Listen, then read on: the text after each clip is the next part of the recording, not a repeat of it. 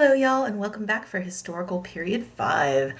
This is a very important unit, or important historical period from the College Board. It's basically the Civil War historical period, right? It starts in 1844 with James K. Polk's election and the beginning of Manifest Destiny as federal policy, anyway, and then goes through the end of Reconstruction in 1877. Both good dates to know and to be aware of. This particular historical period basically follows kind of like the political trail that leads into the Civil War, through the Civil War itself, and then through Reconstruction, which means that it does overlap both Historical Period 5 and Historical Period 6 in time period just a little bit. So that's a good thing to kind of keep an eye out for. If you get an essay that's asking you about, something from 1865 onward, that includes stuff from both Historical Period 5 and also Historical Period 6, which we'll get to in the next video. All right, so here we go. So the first part of Historical Period 5 deals with Manifest Destiny, but before we kind of get into that, there's sort of one thing that is included in this historical period that feels like a weird fit to me. I would personally put it more in Historical Period 4, and that is that this is also where we talk about, or where the College Board tackles sort of the first wave of big immigration to the United States. As you hopefully remember, there are three major waves of immigration to the United States in the kind of period that we're talking about or we're discussing. Usually the way that we divide them up is that there's a wave before the Civil War, and then there's a wave like after the Civil War through about World War I. And then there's a wave from 1965 through kind of like modern day. So that's 1, 2, 3. This wave right here is the pre-Civil War wave. Starts really kind of kicking up in like the 1830s, really escalates in the 1840s, and then through the 1850s and into the 1860s. And this wave is primarily coming from Western Europe, in particular from Ireland, Germany, and then also from sort of other parts of Britain and the UK. We also see a little bit of early immigration from Asia, specifically Chinese immigrants who come over first for the gold rush and then to work on the railroads in the West, but that is pretty minor until after the Civil War. Our primary immigrants in this time period are definitely the Irish, who are our first refugee population in the sense that they're really the first kind of like large population who are fleeing from something, so they're coming here sort of in poverty. The Germans tend to kind of spread out and claim farmland in places like Pennsylvania. The Irish are very poor and they tend to just sort of stay in whatever city their like boat lands in. So we're going to start to see very big Irish populations build up in cities like New York and Baltimore, Boston, actually New Orleans down in the South as well. And they're going to face a pretty significant amount of discrimination, some of which is just kind of the same types of like immigrants are poor and they're hurting our society type nativism that we're going to see aimed at other groups. They have too many children and they drink too much and they speak a weird language or they won't assimilate, right? Those same types of things.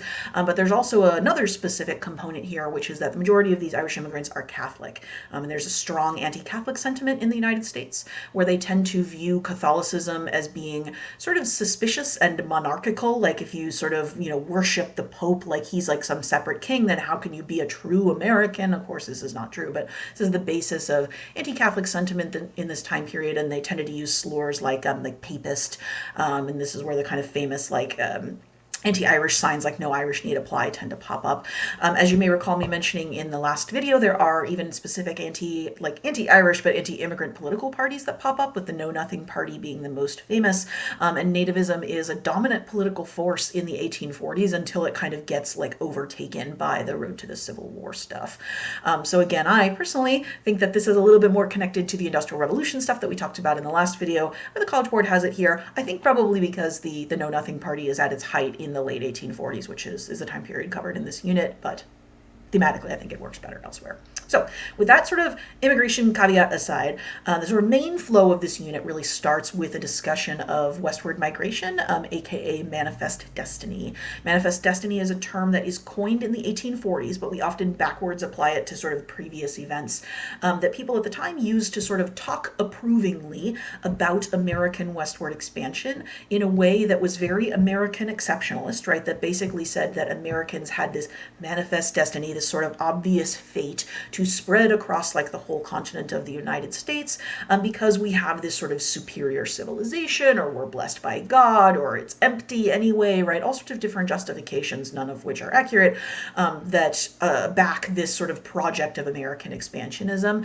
And again, even though this is something that has kind of already been ongoing, we tend to link it to this specific period that we're in here now, starting in 1844, because the first person to get elected with Manifest Destiny as like a campaign platform plank is James K. Polk, who's elected in 1844. You may remember the 54-40 or fight slogan having to do with Polk's or his settlers, or excuse me, his supporters' demands that we take all of the Oregon Territory, like all the way up into Canada.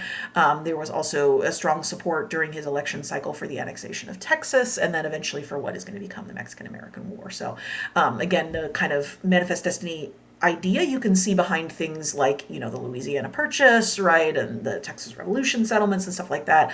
But as far as when it's become part of like official federal policy is sort of here under Polk, I think is a fair way to look at it. So a few kind of points of notice. This map, which we saw a slightly different version of in the previous video, the previous set of notes, has a few notes here about things that you might want to include under the umbrella of manifest destiny. I was just mentioning the Texas Revolution a second ago, right? This is where American settlers move into Texas, which was the northernmost part of Mexico at the time. They're sort of invited in by the Mexican government, who are trying to colonize the area, and then they decide once they're there that they don't really want to follow the rules of the Mexican government. They don't want to convert to Catholicism. They don't want to stop growing cotton and instead grow food, to feed people elsewhere in Mexico. And they don't want to give up slavery.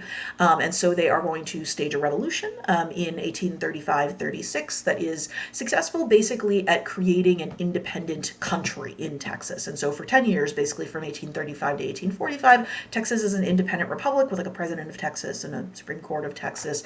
And then as soon as Polk is elected, actually before he's even inaugurated, the United States government will make a move to annex Texas, which we've been putting off for like 10 years because we were worried it would provoke a war with Mexico, which it will.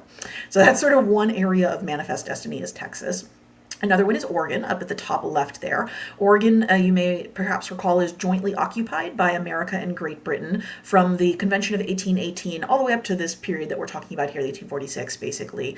It was jointly occupied because there was almost no white settlement out there for a long time. It's hard to get to, but American migration picks up a little bit in the 1820s and 30s, and then especially when the Oregon Trail opens for wagon travel in 1838, I think is when the first Conestoga wagon makes its way across the Oregon Trail, if I'm not mistaken. That's going to bring Americans, not millions or anything like that, but definitely like hundreds and then thousands of Americans coming out to Oregon, increasing our sense that we should have kind of like sole claim to Oregon. Polk is going to settle at essentially taking half of it. So what you can see in red on there, that's the part of Oregon that the United States gets, and then Canada gets to keep, or Britain basically through Canada, gets to keep the top part. Other examples that are sometimes connected to manifest destiny, we have the Mormon migration, right? As Mormon Church of Jesus Christ of Latter-day Saints is going to migrate out and settle around where Salt Lake City, Utah is today. In the 1840s, they're fleeing religious persecution in the United States. They've been kind of chased out of a couple of different cities. So that's a religious thing, but there's also kind of like a westward expansion component there as well. Most significantly, though, and the biggest and kind of most cited example of manifest destiny that you need to have some awareness of is definitely the Mexican-American War. Here's that same kind of like set of events that I was just talking about, but in a list. So the Mexican-American War starts in 1846 under President Polk, who's a good person to know and associate with this. It is started essentially on a pretext. There is a clash between American soldiers and Mexican soldiers in an area that we say is part of Texas and therefore the United States, and that Mexico says is not part of Texas, it's part of Mexico. So sort of like disputed territory. We say American blood has been shed on American soil because a couple of American soldiers are killed, and we use that as like casus belli to declare war. This is a land war, right? This is a war that we are interested in fighting because we believe correctly that we can defeat Mexico, and that when we defeat Mexico, we can like take a bunch of their territory, which is what we're going to wind up doing. The war is fought for about a year and a half, and then there's several months of treaty negotiations that result in the Treaty of Guadalupe Hidalgo, which gives the United States, I'm actually going to go back one year, this area here that you can see kind of highlighted in orange, it's usually referred to as the Mexican Cession. Again, the Mexican Cession is the term for the land that the United States takes from Mexico in the Treaty of Guadalupe Hidalgo, so like as a result of the Mexican-American War. Some other later things you could also kind of consider part of manifest destiny as well, things like the Homestead Act and the building of the Transcontinental Railroad, but the Mexican-American War is really at the heart of the era when we sort of think of manifest destiny as being a thing.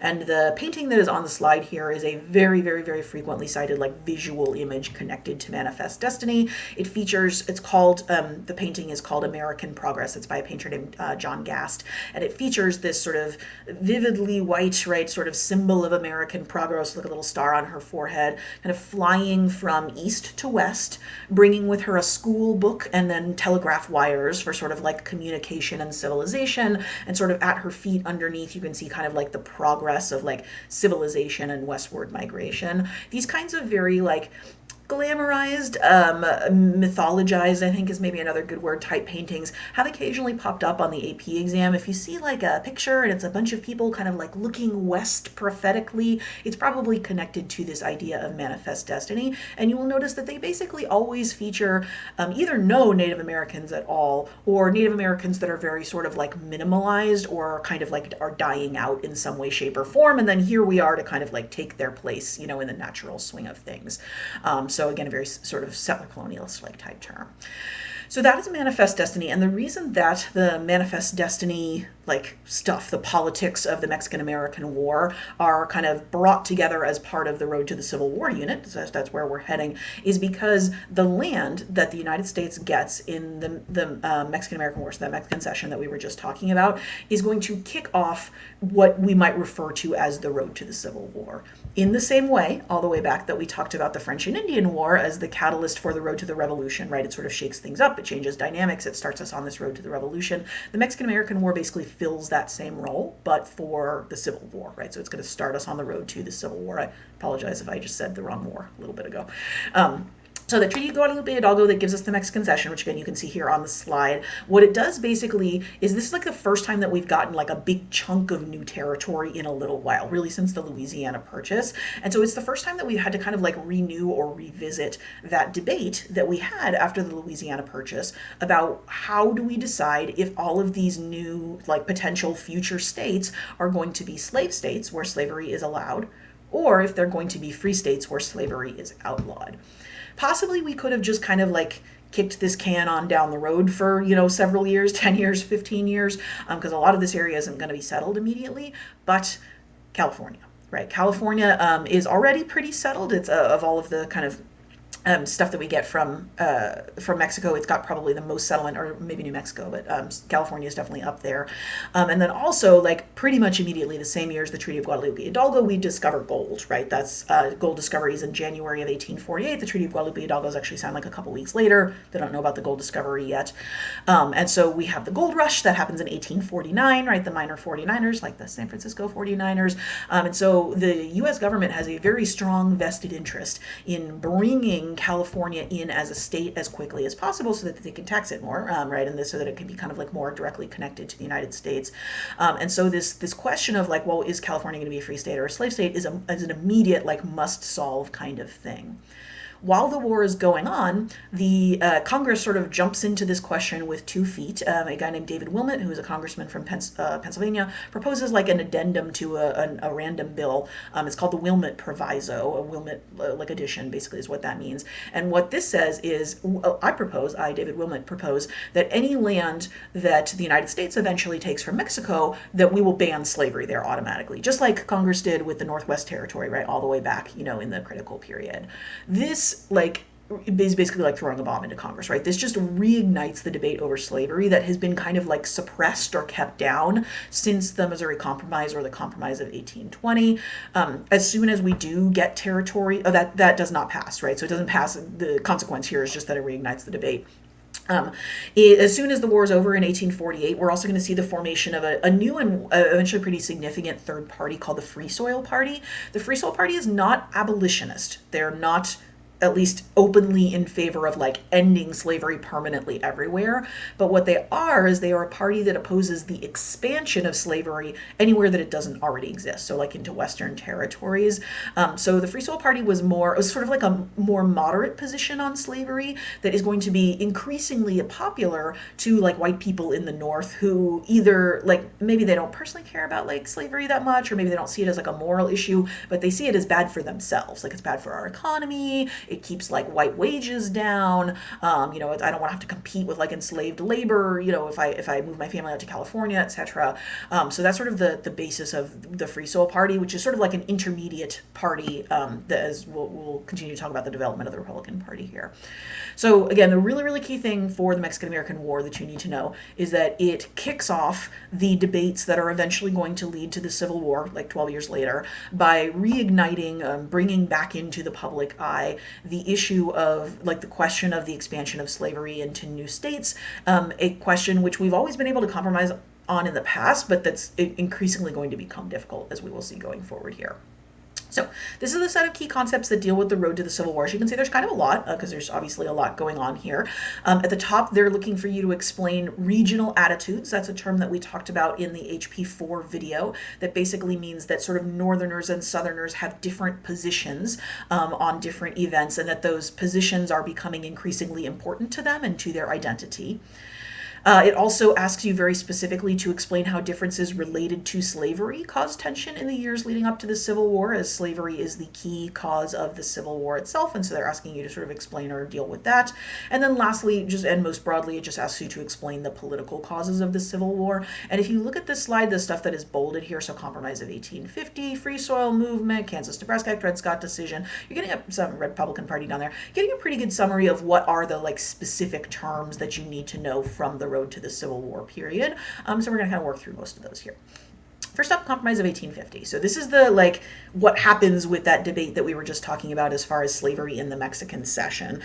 Basically, like Congress has ground to a halt over this question of California and what is going to happen with California. You might think like, well, we had the Compromise of 1820 and that just kind of drew a line in the Louisiana Purchase, right? This line right here. I'm kind of tracing on the slide right there. So why can't we just like extend that? Well, if we did that, we would kind of chop California in half. That doesn't really work so well. So that's kind of a no-go. They try that for a while. No, that's not a goer. So Henry Clay comes out of retirement for like one last compromise. I think he passes away just a couple of years after this. So this is his last gasp in American politics. It's called the Compromise of 1850. Major part, there's a bunch of parts to it. There's like 6 or 7 parts, but there's like 3 that you really need to know. Part number 1, California comes in as a free state. So the North and like anti-slavery interests are like, yay, we get California as a free state. Like, huzzah. The counterpart to that, to keep this a compromise, right, what the South gets in exchange, is they get something that they have been advocating for and wanting for a long time, which is a stronger Fugitive Slave Act. A Fugitive Slave Act, which we've had various versions of since the Constitution, is an act that allows slave catchers, basically, or enslavers, to go into states or territories where slavery is not legal to recover enslaved people who have self-emancipated and run away. So if you are enslaved in North Carolina and you run up to Pennsylvania, well, slavery is not legal in Pennsylvania, but with a strong Fugitive Slave Act, enslavers could like follow you into Pennsylvania and like kidnap you off the street, basically. So the northern states had been kind of getting around previous anti-slave laws. You might remember us talking about personal liberty laws and then the Supreme Court upholding them in Prigg versus Pennsylvania. And so what Southerners had been wanting for a long time was a more like enforceable, a more strict law that would allow them to like chase escaped slaves anywhere inside of the United States. And so that's what they get. So California Free State, that's for the North. Fugitive Slave Act, that's for the South. And now for the rest of the territory, Nevada, right, Arizona, Utah, all of this other territory that's not states yet, what we decided to do is something kind of new that we haven't done before. Instead of trying to draw a line on the map or whatnot, we just basically say, well, what if, like, whenever those territories want to become states, whenever they're ready to become states, they just get to vote. The people who live in the territory, the voting, like, population, will just take a one-time vote, and they'll be like, let's say, Arizona is going to be a slave state, or no, we vote that Arizona is going to be free, right? Whatever the case may be. That's what we call popular sovereignty. And if that's a phrase that you know from, like, civics primarily, in American history, this is the primary context in which it comes up, that it is a sort of one-time territorial vote on the question of, like, will slavery be legal in this brand new state or not. So again, those are 3 main parts of the Compromise of 1850, California Free State, Fugitive Slave Law, popular sovereignty for like the rest of the Mexican Cession, everything that's in this kind of red color here. It also included some other stuff about the slave trade in DC, and then like changing the shape, the borders of Texas and things like that, but you don't need to know like a ton about that. What you do need to know is that the Compromise of 1850 was supposed to solve this issue, right? It was supposed to do what the Compromise of 1820 did and basically be like, oh, shoo, this was difficult, but like now we can stop talking about slavery for, 30 years or whatever. But it did not work that way. This passes, but like barely. It like squeaks through both houses of Congress. They have to make like a ton of compromises and like do some kind of fancy stuff to like chop the bill up to get it through the House. So it barely passes, and we are never going to be able to pass another compromise like this. We're going to try a couple more times in the 1850s and after the 1860 election, but this is the last moment when this sort of political compromise is still possible, and that's at least in part because some of the elements of this are going to cause like more problems down the line. Firstly, that Fugitive Slave Act that I mentioned that the South wants so much is wildly unpopular in the North. And it really radicalizes some Northerners who hadn't really thought that much about slavery or hadn't really had much of an opinion about slavery. This didn't really seem like it impacted their lives very much. We're going to see the abolitionists, who I talked about last unit as being very good at using propaganda and printing presses, are really going to latch on to this correctly and do a lot of like, attention citizens of Boston, now this makes your city into like a slave territory and people can be kidnapped off of the streets. And this is effective because it's true, right? And it happens. In particular, in 1854, there is a gentleman named Anthony Burns who is a runaway enslaved person from, I want to say from Virginia maybe, but from somewhere in the northern part of the South. And he runs away and is captured in Boston. And there's a like big sort of like they drag him away and they try to get him to have a trial. And he can't have a trial. It's this big sort of like thing that happens very publicly, and he is re-enslaved. And it creates a big furor in Boston. In particular, you can see this, I like this quote that's down here at the bottom. This is just from like a random like Whig dude who basically says, we went to bed one night, old-fashioned conservative, compromise, Union Whigs, and we woke up stark mad abolitionists. So again, the Fugitive Slave Act is something that's going to like essentially radicalize a lot of people in the North. Another part of the Compromise of 1850 that has sort of bad after effects is the Popular Sovereignty Clause, because a few years after the Compromise of 1850, a couple of politicians, Stephen Douglas being one of them, come along and they're like, well, it's kind of weird that we have popular sovereignty in this area, right, the Mexican Cession area, Utah and New Mexico, but then this area up here, Nebraska and Kansas, which was under the Compromise of 1820, they didn't get to decide at all, right? They were just decided for them by the 36-30 Compromise. We just drew a line.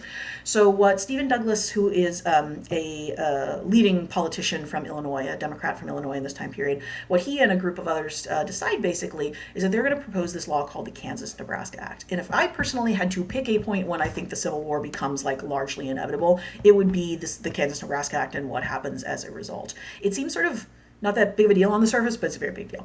Basically, what this does, the Kansas-Nebraska Act does, is it takes the concept of popular sovereignty, right? Territories get to vote on if they become slave or not, and it takes it not just in the Mexican Cession, brand new territory, not a lot of people settled there yet, and it applies it to this old area up here, this old territory that was supposed to be free since 1820, right? The Congress had declared this free under the Compromise of 1820, so it sort of like revokes or repeals the Compromise of 1820 and replaces it with popular sovereignty.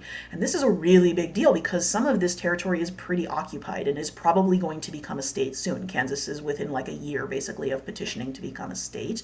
So even though like this might seem neutral, like, oh, well, it's just like, oh, people get to vote on slavery, so that's not, really siding with one side or another.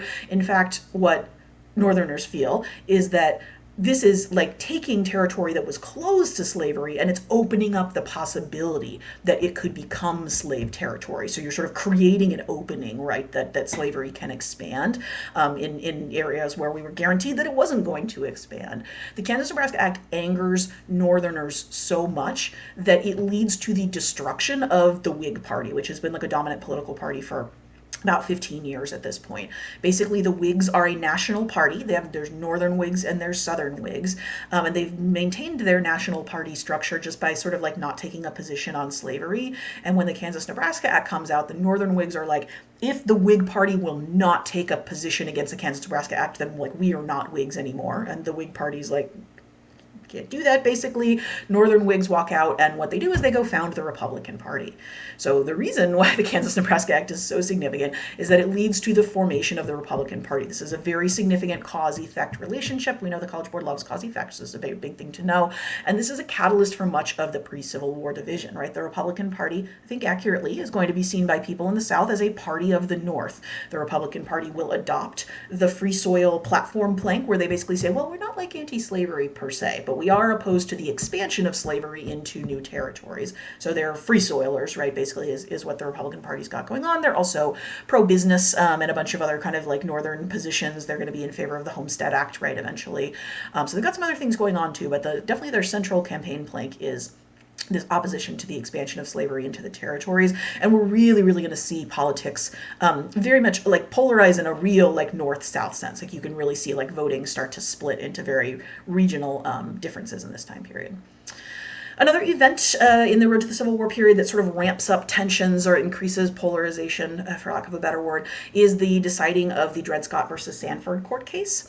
This is a situation basically where the Chief Justice of the Supreme Court at the time is a guy named Roger, I think Taney, Taney, it could be Taney, I'm not sure about pronunciation there, basically decides that he is going to sort of decide once and for all, like try to fix basically all of these tensions by making a very decisive ruling on slavery. Usually the Supreme Court makes kind of small rulings, right? They're sort of like little, kind of like small, narrow rulings, I think is the term that I'm looking for here. But Dred Scott versus Sandford is very broad. Dred Scott versus Sandford basically deals with the question of whether the gentleman on the slide here, Dred Scott, who was enslaved and had been taken by his enslaver into parts of the Northwest Territory, I think Wisconsin and Illinois specifically, if I'm not mistaken, whether that meant that he was now free, right? Because he was taken into free territory and kept there for a pretty long period of time. This is not a new argument. We've seen other enslaved people win their freedom with this, basically the same argument in various state courts. This time it goes all the way up to the Supreme Court, and the Supreme Court, like I said, makes a really dramatic big swing here.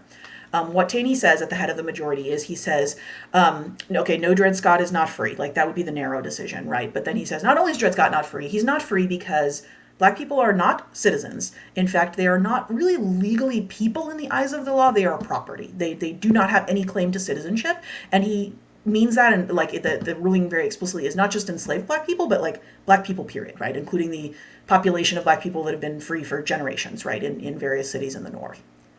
The other thing that the Dred Scott Act, that's really big. It also says another really big thing, which is basically that Congress does not actually have the power to regulate slavery in territories. Like Congress can't say like yes slavery or no slavery in various territories.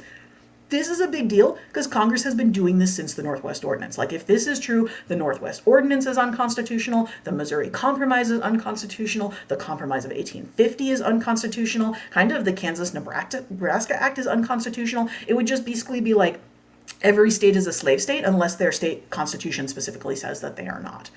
So these two things like just rock like the politics of the time and of the Northern period. Northerners are like, we knew it. There's a slave power conspiracy like in charge of, the deep reaches of the government. And they're, kind of operating in favor of these slave power in the South. And it really, again, it's another radicalizing event in many ways. This is such a big deal decision that we eventually wind up writing like a whole amendment to overturn it. That's the 14th Amendment, which I'll talk about more about later on in this note set. So that's Dred Scott versus Sandford. That's not a great one. The other things that are sort of going on in this time period, and we were talking a lot about events, but it's good also just to talk about sort of like how, I guess, opinions are changing as well, is that this is also a time period when we really see Southern politicians, especially John C. Calhoun is like a commonly cited example of this, really like locking in on this rationale that I mentioned in our last video about this idea that slavery is like a positive good to be defended. Not that it's this sort of like regrettable institution that we just kind of have to deal with because like economy, but that like it's a positive part of like our society and our culture in the South, and that we need to sort of defend it and like be proud of it, and that an attack on slavery is like an attack on like our way of life and our culture and like who we are as Southerners, right? Those types of arguments, you wouldn't see those in like the 1820s from Southerners, but you're definitely seeing them by the 1850s, right? It's become, again, a very key part of the rhetoric around the kind of like road to the Civil War itself. So the culminating event of the road to the Civil War, there's several more things in here that we could talk about. John Brown's raid is another big one. But the culminating event of the road to the Civil War is Lincoln's election. Right. The 1860 election is an interesting one. There's like a lot going on there. If we kind of return to, if you recall, this is the kind of political party flowchart that we've been excerpting the last couple of historical periods. There's a link to this on Canvas if you want it. And what you can see kind of coming into the road to the Civil War time period here, here's James K. Polk, right? That's his election. So that's the beginning of this particular historical time period. So you can see again that I mentioned it's like a kind of complicated period with a bunch of third parties popping up here. And then right here, this is the Lincoln election right here. And what you can see has happened is just as the Whigs split and then went away and the Republican Party was formed, the Democrats have also split into Northern Democrats and Southern Democrats. Actually, Stephen Douglas is the Northern Democrat and Breckinridge is the Southern Democrat. We also have another third party pop up called the Constitutional Union Party that's just basically like a whatever we can do, whatever compromise to keep the Union together. So going into this election, like I think people knew that this was consequential and that this could lead to secession, right, or some kind of war of some sort. And so in 1860, when Lincoln is elected, he is elected without any electoral votes from any southern states. He's not even on the ballot in some of the southern states. I think he's on the ballot in South Carolina, among others. And so at this point, South Carolina first, and then several other southern states are just basically like, okay, you want to elect a president without us, then we're going to secede to protect our vital institution of slavery. Several of the states issue declarations of secession, which say basically exactly that our states' rights have been violated and we must protect our institution of slavery, among other things. The sort of pattern that you can see is like the Deep South secedes first in this period after Lincoln's election, but before his inauguration. And then as soon as Lincoln is inaugurated, about a month later, the first shots of the war are fired at Fort Sumter. And then another wave of states secede. That's when Virginia, North Carolina, I think Tennessee, and Arkansas, I think, are the states that secede after Fort Sumter. So not every state secedes right away. There's definitely some that are reluctant to secede and that are sort of hoping, like that something else can be worked out. But there are 11 states that are going to join what they're going to call the Confederacy, or the CSA, the Confederate States of America. Also very important to remember that there are several slave states where slavery is legal, that choose not to join the Confederacy. That's these in kind of gray here, so Missouri, Kentucky, Delaware, and Maryland, and then eventually part of Virginia splits off and becomes West Virginia. So it's not accurate to frame the Civil War as a fight between free states and slave states. It's a fight between a bunch of slave states that choose to leave the country, and then the remaining Union, right, the United States that remains, which is still composed of both free states and slave states at the outset of the war. So the Civil War itself, obviously a very big deal, but as with other wars, there's sort of limited things that the College Board specifically needs or wants you to know about this war. This one, 5.8, is like a good one to pause on and just kind of take a look at, because this will tell you exactly what you need to know about the war itself. You need to know a little bit about what they call, the College Board calls mobilizing. So that is basically like, okay, the war has started, sort of what can like the government and people on the home front do to like support the war effort. For the Union in particular, that mobilization is going to involve the government taking some degree of control over telegraph and railroad systems, mobilizing factories. A lot of people in the North make a bunch of money off of the Civil War, selling weapons or ammunition or clothes, a bunch of railroad booms as well in the building of railroads in this time period. So the war is eventually going to be economically positive for the North. It creates this sort of boom in innovation that is one of the causes of the Gilded Age that we will talk more about in the next unit. The other thing that the College Board would like you to know just a little bit about is a few of the key military victories and then some of the reasons why the Union wins. These three battles that I have down here are really the top two, but these three are really the only ones that I think you might potentially want to know by name. Antietam is considered a turning point because it leads directly to the Emancipation Proclamation, which we're going to talk about in more detail in just a second here. This is basically the first major Union victory of the war. It comes in September of 1862.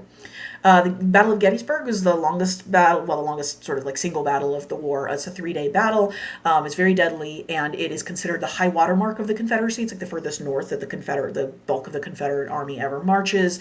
And then in the wake of that, Lincoln issues the Gettysburg Address, also very important, that we will talk about in just a sec. At the same time that the Battle of Gettysburg is happening, the siege of the city of Vicksburg on the Mississippi River is falling, and that is significant because that gives the Union control of the Mississippi River. So these are, again, three major turning points, and Antietam and Gettysburg are definitely the only two that you might potentially want to know by name.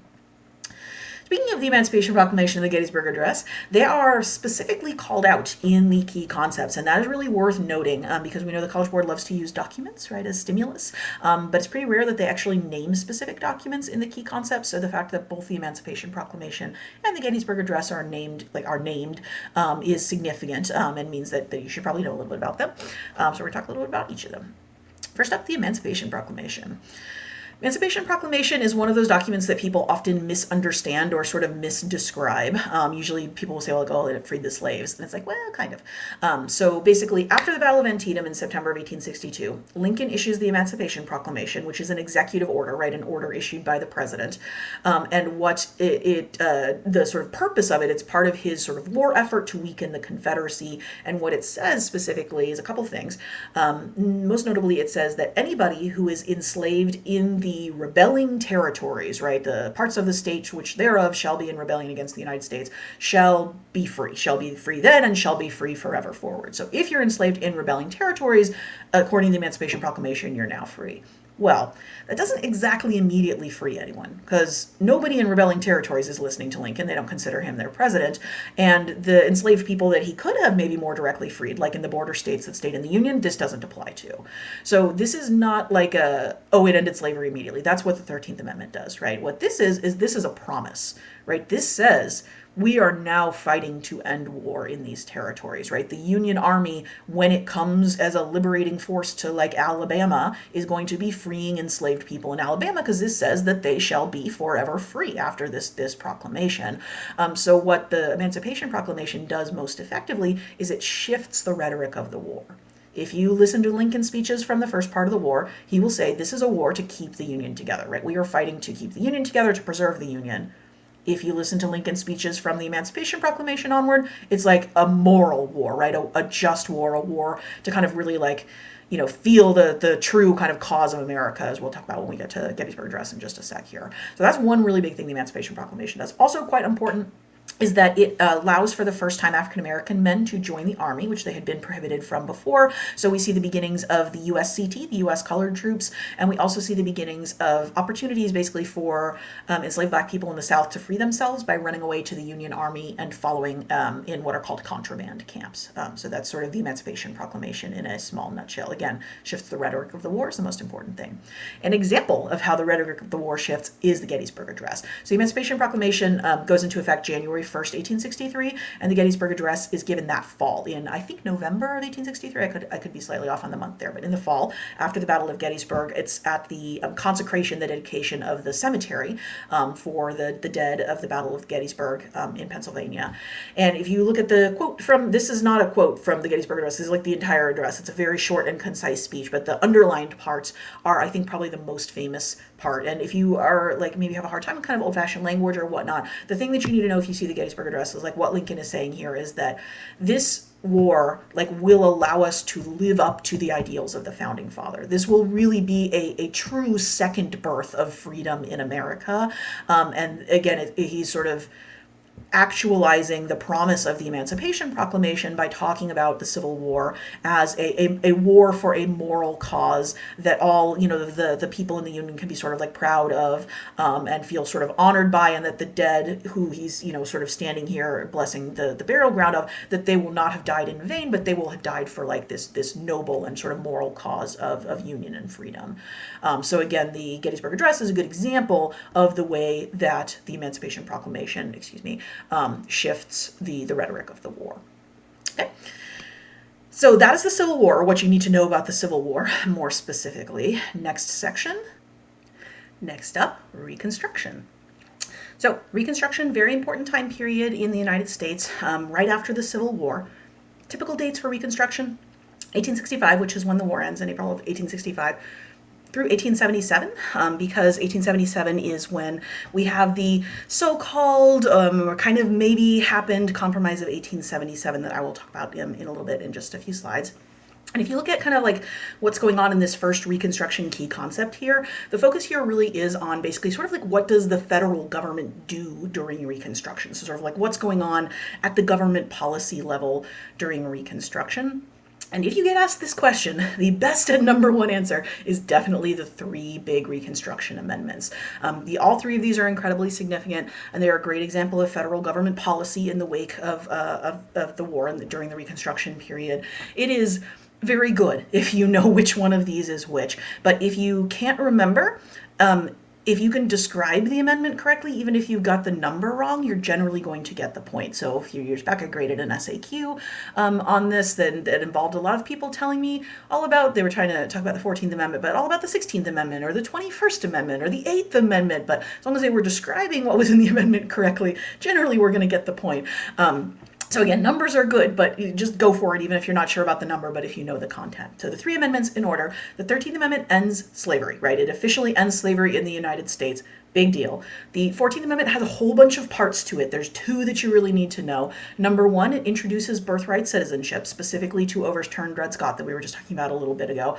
Right, remember that Dred Scott decision said that like black people are not citizens. This is like a way of being like, okay, yes, they are, right? If you were born here, you're a citizen, period. So that's that part of the 14th Amendment. The other part of the 14th Amendment, very, very important for sort of like modern politics and jurisprudence, essentially says that states cannot, it's called the Protection Clause, states cannot discriminate like amongst different groups of citizens. Citizens have equal protection under the law. That's what the Equal Protection Clause is intended to say. Last one, the 15th Amendment. So the 14th Amendment was intended to include voting, but it was kind of vaguely phrased, and so there was some pushback, basically. So they wrote a whole separate amendment, the 15th Amendment, that very explicitly says you cannot deny the right to vote based on race. You cannot say, like, black men can't vote, right, specifically. So our kind of tracing of like how has suffrage changed, right? Remember, originally you had to be white male, 21 or older, and wealthy, and then you just had to be white male and 21 or older, starting in like the 1820s. And now you just have to be male and 21 or older, right? There's no more racial component there as well. So that's a pretty big deal, at least for a little while.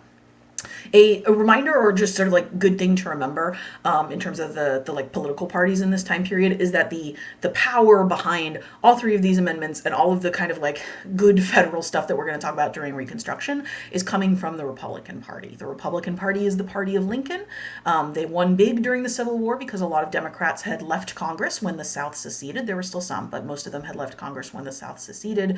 And so now in the period after Lincoln's assassination during Reconstruction, the Republicans are a big tent. They have kind of a moderate faction and a radical faction, and the radical Republicans will have control of both houses of Congress, the House and the Senate, for most of the period that we call Reconstruction, which means that they will be able to push through like three amendments, which are, it's hard to get amendments through you got to get them through the House and through the Senate and then through 3/5 of the states. That's quite difficult. So that's sort of what's allowing. There's a remarkable degree of political unity, basically, especially in the early part of Reconstruction. Reconstruction politically is kind of loosely divided into two eras. You have presidential Reconstruction, when the president is still sort of trying to control things. This starts out under Lincoln during the war, when he's just like a wartime president doing like wartime things. And then when he is assassinated, his kind of accidental vice president, Andrew Johnson, you may recall that Johnson was a Democrat, so lifelong Democrat from Tennessee, who was the only congressman from a state that seceded, like not to secede with it, right? When Tennessee seceded, Johnson was like, no, this is stupid. I'm staying in the U.S. Congress and representing Tennessee here. So because of that, Lincoln put him on his ticket as vice president, like a reach across the aisle kind of thing, and then got assassinated, and Johnson becomes president, really angering the Republicans in Congress who don't like Johnson, and he's a Democrat, right? Of course they don't like him. So there's about a year and a half period where the Republicans in Congress and Johnson are sort of fighting it out over like who controls Reconstruction, who gets to decide when states are done reconstructing, and then the coalition forms in Congress. They start to be able to pass things over Johnson's veto. They like impeach Johnson, even though they don't kick him out. And so basically from 1866 onward, it's Congress that has control of Reconstruction, and that is, again, sort of like dominating the politics of the era. And they have a much more like punitive vision of what Reconstruction is going to look like. You can sort of see this down here that I've laid out. It's called Radical Reconstruction. What this basically says is that like Southern states can't rejoin the Union until they've done some serious restructuring. 50% of people need to take a loyalty oath. States need to rewrite their constitutions to include the 13th and then eventually the 14th Amendment. They need to include specific protections for freedmen, right, etc. And what this means for much of Reconstruction is that in a lot of states in the South, the sort of like white Southern Democrats who were like in charge of the state during the Civil War, many of them cannot vote. And so what we get in states, like North Carolina, South Carolina, right, Louisiana, right, all of the former Confederate states for 5, 6 years, 7 years, 8 years, 10 years during Reconstruction, are these Reconstruction Republican-controlled state governments that the white Democrats hate, but that are doing this sort of federal job of reconstructing and sort of really changing and rewriting the state constitutions. And so for a brief period of time, there are some pretty significant successes. We see a massive and immediate rise in black voting. I think it's something like 90% of all eligible black voters in the South like are voting by 1870 or thereabouts. So very significant embrace of the voting franchise. As I mentioned, the state constitutions are rewritten. Slavery ends. We see some attempts by the federal government to suppress the Klan, which are at least briefly effective. These are the KKK acts that were passed under Ulysses S. Grant. The Freedmen's Bureau is a very active like federal government institution that has local branches all over the various states of the South that are doing a lot of work or trying to do a lot of work anyway to sort of resettle formerly enslaved African Americans and help sort of support them as they look for work and things of that nature. So there are a tremendous amount of successes, especially again the 13th, 14th, and 15th Amendments are the big ones, and then some of the other ones that are listed on here. But as I think we know, Reconstruction, you can definitely consider a lot of short-term successes, but overall, like long-term, it is generally considered a failure of the sort of like vision of Reconstruction, largely because of the success of Southern resistance, right, of Southern sort of persistence of their like anti-Reconstruction policies. So again, you can kind of pause this and look at what the College Board wants to highlight here. So it's mentioning that Southern plantation owners continue to own the majority of land. So we don't see like land confiscation, which is, means that they continue to have a lot of power and eventually a lot of money. You can see the sharecropping system, which we're going to talk about a little bit more on the next slide. And then they mention things like segregation, violence, and Supreme Court decisions, sort of stripping away some of the gains of Reconstruction. So in a little bit more detail about each of those. Here's the sort of counterpart to the successes failure, to the successes chart that we were just looking at. So things that kind of undermine Reconstruction. A big one is that there's no really clear, like, supported path to land ownership for the newly freed slaves, usually called freedmen, sometimes in this time period. There were persistent rumors about something like 40 acres and a mule, right, like a government program that would provide, easy access to like land ownership or confiscated land for freedmen. But it never really happens, or it like sort of happens briefly on some of the coasts by the military, and then it's like quickly repealed under Johnson. There's also no reparations. There's no economic assistance. Instead of trying to support kind of like the black population like economically rising, what the main interest of most southern states and even of many Republicans in southern states is basically to keep the black population as like a locked-in laboring population, right? To keep them sort of like working on cotton plantations.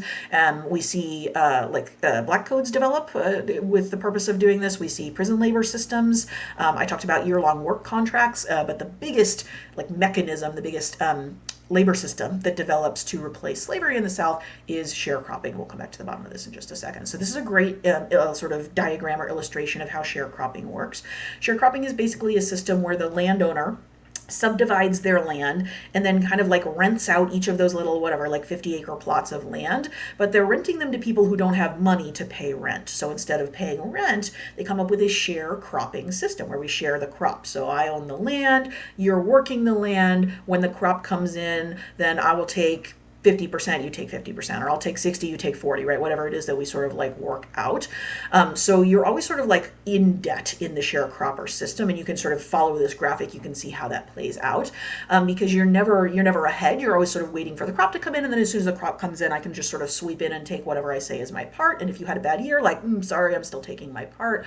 So the way that sharecropping winds up working out for most African Americans and also a lot of white people in the South are sharecropping as well in this period is that it keeps you in this sort of like perpetual system of debt. So it's like economically, your condition is very similar to slavery. You basically never have like ready money. So sharecropping again is going to become the dominant labor system, and this is what a lot of formerly enslaved people wind up doing. Not all of them, but a lot of them. Other things that are failures of Reconstruction, the federal government is really like the driving force behind Reconstruction successes. And so when the federal government loses interest in like keeping their foot on the necks of the South and sort of forcing Reconstruction, it will start to fail. And that starts to happen in the 1870s.